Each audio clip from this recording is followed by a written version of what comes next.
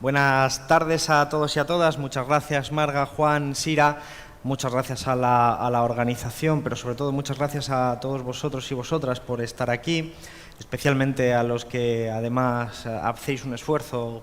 por venir estos días. Son días de reflexión, son días de oportunidad para compartir opiniones políticas, para pensar y sobre todo para llevarnos trabajo a casa. Y por eso empiezo por donde terminaba Marga.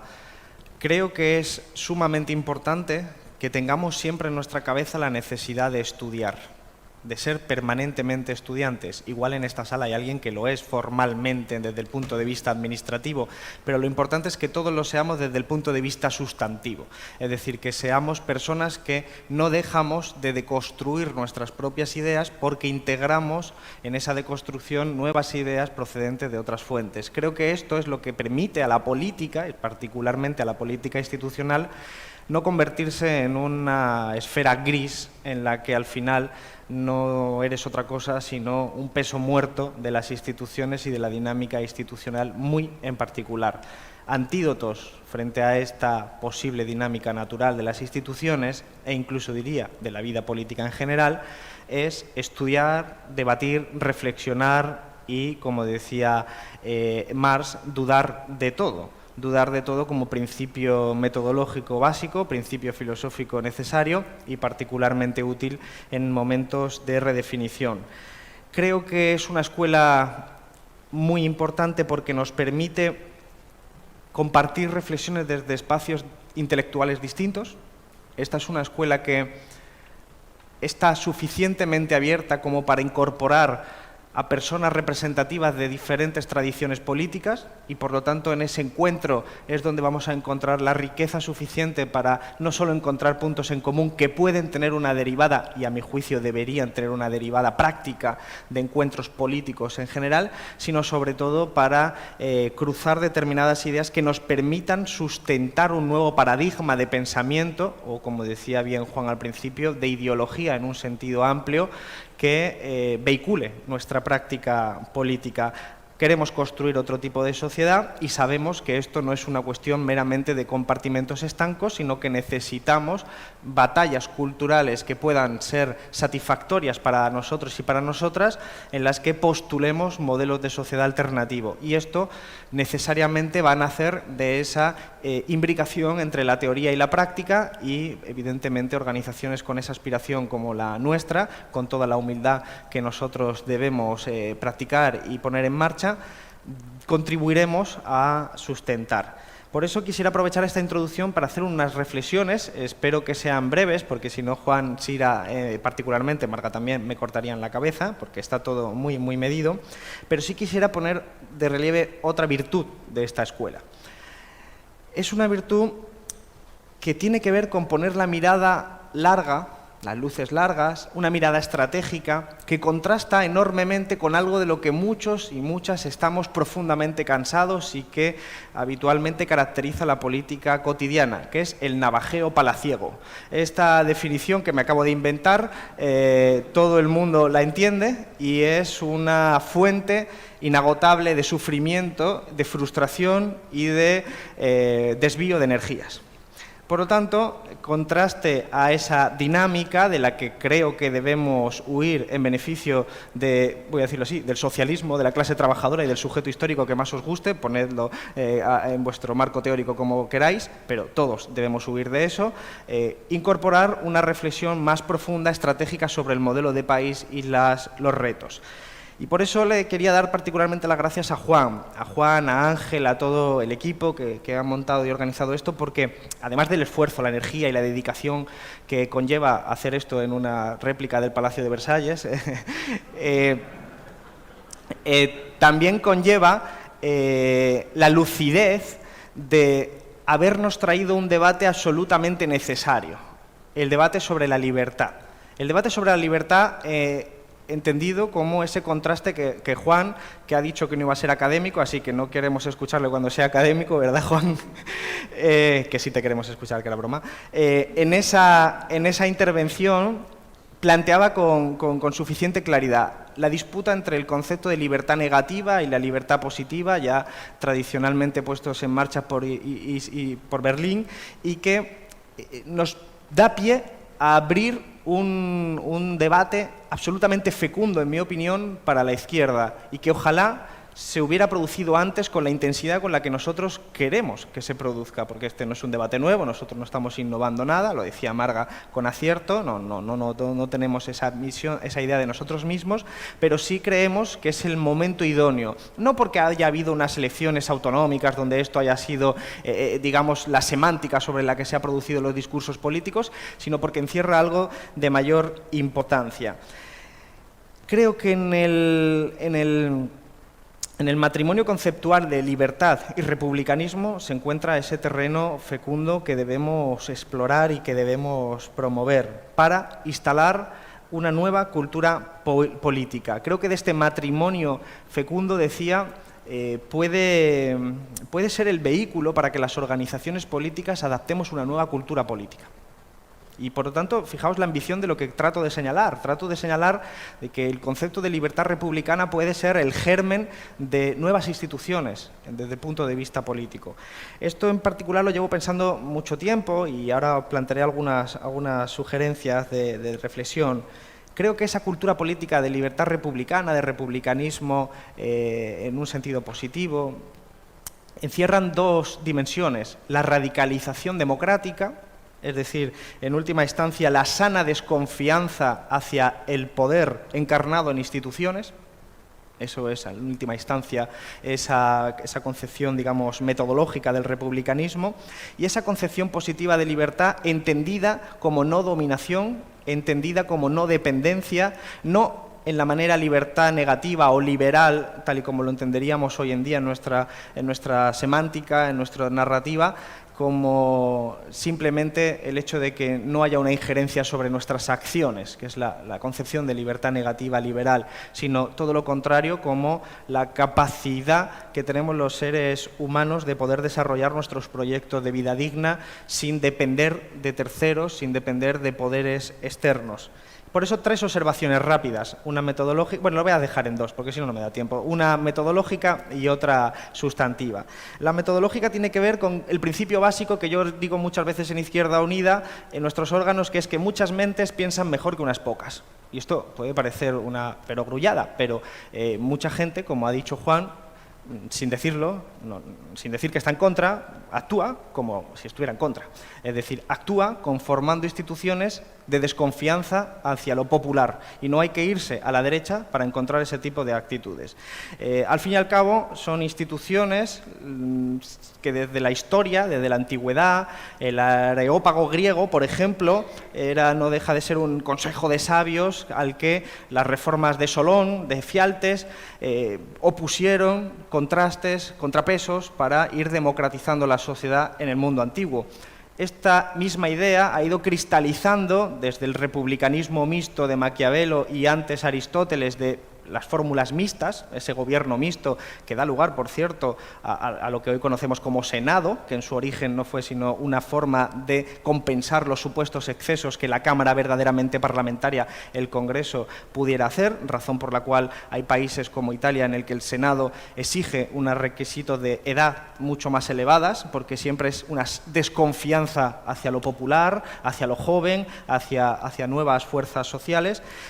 Ahí se ha ido instaurando en la práctica política de las organizaciones, también de aquellas organizaciones que pretendían construir una sociedad alternativa. Y se ha llamado de diferentes formas, camarillas, mesas camillas, espacios institucionalizados, a veces informales, en los que se tomaban las decisiones con la desconfianza de que si abrías el marco de decisiones se iban a tomar decisiones erróneas. Ese pensamiento tiene un prerequisito. El actor principal evidentemente sabe más que nadie y por lo tanto rechaza el pensamiento ese. No es casual que en una de sus obras Stalin dijera que el comité central de su partido cumplía la función del Areópago griego, haciendo la misma similitud, por lo tanto, haciendo un reconocimiento de esa desviación, si me permitís la licencia, republicana que suponía la visión elitista.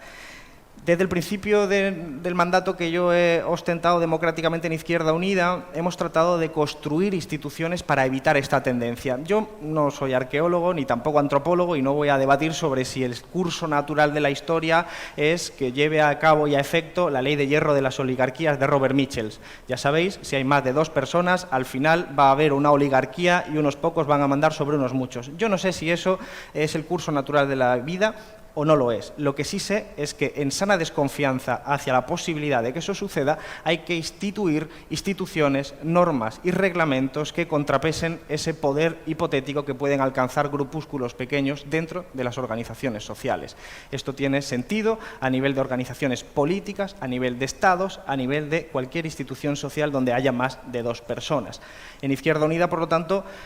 hicimos el sufragio universal, que no estaba vigente hasta entonces, pusimos en marcha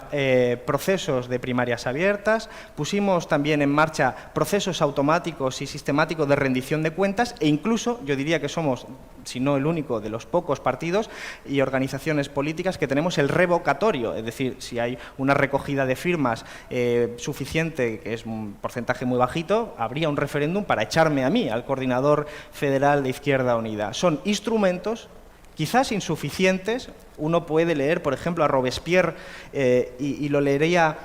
viendo la ingenuidad que tenía en ese momento cuando, por ejemplo, decía un instrumento republicano profundo sería que los debates de las asambleas fueran en abierto, que los viera todo el mundo. Hoy en día uno ve que cualquiera puede acceder a los debates del Parlamento y tampoco ve unos cambios brutales en el comportamiento social. Pero ahí están las instituciones para contrastar. Las demandas democratizadoras radicales del 15M, consciente o inconscientemente, son ecos de esta tradición política de democratizar las instituciones, el Estado o las organizaciones políticas. Y es importante que esto lo tengamos presente porque esta es una especie de pulsión permanente entre una aristocracia en las organizaciones políticas que trata de proteger y preservar el poder, por lo tanto, instaurando dinámicas perversas en lo interno que las desconectan del genuino interés de transformar la sociedad, frente a los intentos y pulsiones más colectivas y populares. Esta sería la enseñanza metodológica que yo creo que podemos extraer de muchas experiencias históricas que enraizan con el pensamiento republicano. Un pensamiento republicano que bien ha dicho Juan en su intervención y en sus textos que publica sobre la materia y en sus vídeos de enorme capacidad divulgadora, por cierto, y que cosa que no es fácil en el ámbito de la filosofía, sobre todo para los que no hemos estudiado filosofía, que conecta desde la Grecia antigua hasta el Renacimiento de Maquiavelo, por supuesto, la dinámica de las ciudades-estados italianas y después pues, las 3 grandes experiencias revolucionarias que son la inglesa, la americana, norteamericana, estadounidense en definitiva, y la francesa, de la que se extraen muchas experiencias. Y después ese hilo que ojalá nunca se hubiera roto, que quizás en algún sentido no se ha roto, pero que sí se debilitó, que era el del republicanismo socialista, ese hilo que conectaba el socialismo con los valores de la Ilustración y particularmente republicanos, y que también ha narrado nuestro ya fallecido desgraciadamente Toni Domenech en un libro fantástico que es El eclipse de la fraternidad, que fue republicado recientemente por ACAL y que es caro porque es grande, pero es una inversión segura y yo no soy de ACAL, estoy aquí haciendo una recomendación puramente genuina. La segunda observación, que es con la que quería terminar, es que en mi opinión la izquierda, o léase el sujeto histórico que cada tradición política quiere incorporar ahí, porque no vamos a entrar en debate semántico sobre esas cuestiones, o no sería, digamos, útil, tenemos 2 retos al menos que yo creo que no hemos completado. Y es, el primero, imbricar de manera plenamente consistente y coherente 3 corrientes de pensamiento que son, vamos a decir, el igualitarismo económico, el feminismo y el ecologismo. Son 3 corrientes que no terminan todavía en el pensamiento de la izquierda de imbricarse de manera plena y consistente. Siempre hay alguno de los lados que se nos cae cuando hacemos determinados discursos. Y seguimos aprendiendo, y seguimos incorporando. Y el otro reto es conectar esta libertad republicana con la economía. De hecho, Juan ha hecho una intervención hablando precisamente de ese liberalismo, neoliberalismo, que utiliza ese concepto de libertad negativa, que a través de la hegemonía y predominio de las ideas neoliberales hemos asumido, interiorizado prácticamente todos y todas. De hecho, no estaría mal una relectura crítica del proceso de la transición española y del papel de la izquierda a la luz de qué concepto preferenciaba la izquierda, si el de libertad negativa o el de libertad positiva. Probablemente las conclusiones serían distintas en torno de si era suficiente la libertad frente a la injerencia del dictador o si la reclamación era más sustantiva, más en términos de nos hemos dotado de instrumentos para no depender de la necesidad, no depender del mercado, no depender de ciertas cosas. Pero bueno, esto es porque soy un polemista y he querido meterlo aquí. Por lo tanto, el tránsito del paradigma de la libertad negativa a la libertad positiva ha de darse también en el ámbito de la economía. La economía tradicionalmente se suele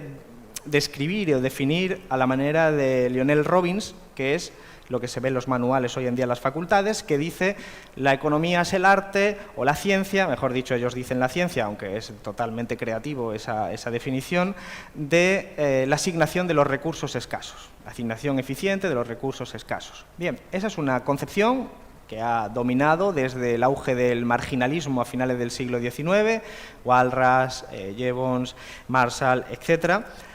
que se enfrenta, y de hecho es una reacción frente a la economía política clásica. La economía política clásica de Adam Smith, de David Ricardo, de Karl Marx, que solo parcialmente fue reivindicada por Keynes cuando se opuso a los marginalistas. Pero la economía política describe la economía de una manera distinta. La describe como el instrumento por el cual una sociedad decide cómo responder a tres preguntas: qué y cómo se produce, qué y cómo se distribuye, qué y cómo se consume. A partir de esa cuestión debemos partir del hecho de que los liberales, con bastante generosidad esta etiqueta para ellos y ellas en la actualidad, entienden la libertad negativa, que entienden que la libertad negativa se expresa de manera natural en el mercado. Ellos entienden, por lo tanto, que a mayor mercado libre, autorregulado, a mayor expansión del mercado libre autorregulado, mayor libertad tienen los individuos. Se basan en un enfoque metodológico de individualismo. Esto es bastante fácil de criticar y, de hecho, Juan lo ha sugerido. Leer a Adam Smith o a cualquier filósofo de la Ilustración escocesa permitiría visualizar un mundo lleno de matices y de traer a la actualidad debates sumamente interesantes que, por ejemplo, en nuestro país ha hecho muy bien David Casasas en un libro magnífico sobre Adam Smith y la metáfora del cortafuegos sobre un incendio en Londres. Pero yo quiero ir más allá. No se trata solo de desmitificar o atacar el concepto de libertad negativa, sino trasladar el concepto de libertad al ámbito internacional, al ámbito colectivo. Cuando esto lo hacemos y pasamos del ámbito individual al ámbito internacional, encontramos muchas más paradojas enormes, porque claro, decía Juan, es una paradoja leer que Adam Smith pueda ser reivindicado por este nido de rojos que estamos aquí. Es una paradoja aparente, es una paradoja para quien Adam Smith lo conoce de los billetes de dólares y no de haberlo leído. Pero es verdad, aceptemos, es una paradoja. Más paradoja es aún si uno lee a los conocidos como padres fundadores de la patria americana, leer cómo justificaron la declaración de independencia de Estados Unidos frente a Gran Bretaña. Porque lo hacen bajo una tesis de libertad positiva, de libertad frente a la dominación, de libertad frente a la dependencia. ¿Y cómo lo hacían? A través de unos argumentos, particularmente Hamilton, que es uno de los autores más prolíficos y pioneros de lo que después ha devenido en ser la economía del desarrollo. Era un autor que justificaba la independencia política en términos de la necesidad de que Estados Unidos dejara de depender de Gran Bretaña, pero no solo políticamente, sino porque entendía que el Imperio Británico había establecido una serie de instituciones que preservaban el monopolio para el imperio, dejando a las colonias en un papel periférico, dependiente y sin capacidad de desarrollo industrial. Por lo tanto, decía Hamilton, lo que hay que hacer es proteger la industria naciente, establecer medidas proteccionistas, aranceles, tarifas, etcétera, para permitir un desarrollo mucho más autosostenido, mucho más autocentrado, que diría Samir Amin muchos años después, y que sobre todo fuera no dependiente de dinámicas del imperio. Entonces, esa libertad positiva que planteaba la arraigaba en prácticas políticas públicas de industrialización, en la que ya desde entonces se teorizaba el sector agrario. Es un sector que, como bien sabía David Ricardo, es de rendimientos decrecientes, mientras que la industria, por sus propias características, es un sector de rendimientos crecientes. De manera que si un país se especializaba en productos, en la exportación de productos primarios, no iba a ser capaz nunca, jamás, de competir en igualdad contra un país que estuviera industrializado. A partir de ese razonamiento, entendían Estados Unidos no puede ser esclavo económicamente del Reino Unido, de Gran Bretaña, y por lo tanto lo que tiene que hacer es liberarse de esa dependencia. Ese pensamiento es sin duda un pensamiento potentísimo desde el punto de vista económico, pero que engarza con esa concepción de libertad positiva. Y sugiero, por si tenéis la curiosidad de hacerlo, que leáis la Declaración de la Independencia o toda la teorización que los republicanos, federalistas y no federalistas, desde Jefferson hasta el último antifederalista, hacían de su relación de dependencia y de dominación frente al imperio. Y cómo eso nos otorga una serie de enseñanzas que conectan con los autores latinoamericanos de años posteriores, cuando en Latinoamérica tanto el estructuralismo de Raúl Prebisch, después de la Segunda Guerra Mundial, como el dependentismo de Gunder Frank, de Samir Amin después, de Paul Baran, lo que plantea es: hay una dinámica de centro-periferia en la dinámica de la economía mundial. De hecho, podríamos extenderlo a los sistemas de economía mundo de Wallenstein y de otra serie de autores, pero decían, hay una dinámica centro-periferia en la que, por su propia naturaleza, el centro siempre va a salir beneficiado por, decía Prebisch, por ejemplo, porque es un centro industrializado, con rendimientos crecientes, frente a una periferia a la que se le ha otorgado el papel en la división internacional del trabajo de la exportación de productos primarios, de tal manera que las relaciones de intercambio siempre van a ser perjudiciales para los países latinoamericanos, en este caso exportadores de productos primarios, y en esa relación no va a haber nunca, como decían después los neoclásicos, convergencia económica en el ingreso per cápita, sino que va a haber siempre una desigualdad creciente a nivel internacional. Este pensamiento arraiga en la misma noción, en la noción de que la industrialización, en la noción en la que el desarrollo de capacidades productivas propias es lo que va a permitir la independencia económica, la libertad en sentido positivo. Creo que de aquí sale automáticamente una recogida y una actualización hacia el espacio político que ocupa la Europa periférica en sus relaciones comerciales, en su tejido productivo, en su estructura económica, profundamente desindustrializada, profundamente dependiente de sectores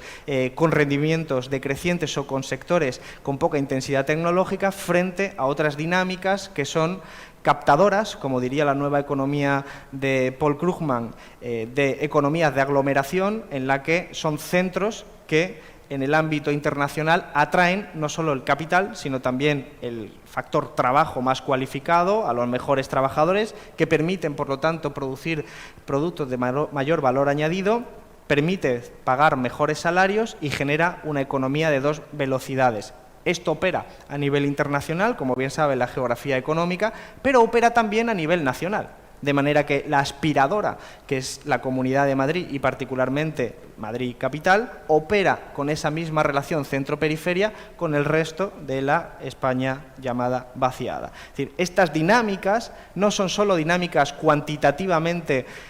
medibles en indicadores, sino que son relaciones sociales de dominación. Relaciones sociales que pueden ser evaluadas a la luz de la libertad positiva. Por lo tanto, sugiero que explotemos esta línea de pensamiento, la de la libertad republicana, que es objeto de debate en esta escuela, pero también una que nos toca especialmente a los economistas con esta sensibilidad, que es la de cómo nuestro país, cómo nuestra sociedad puede realmente ser, a nivel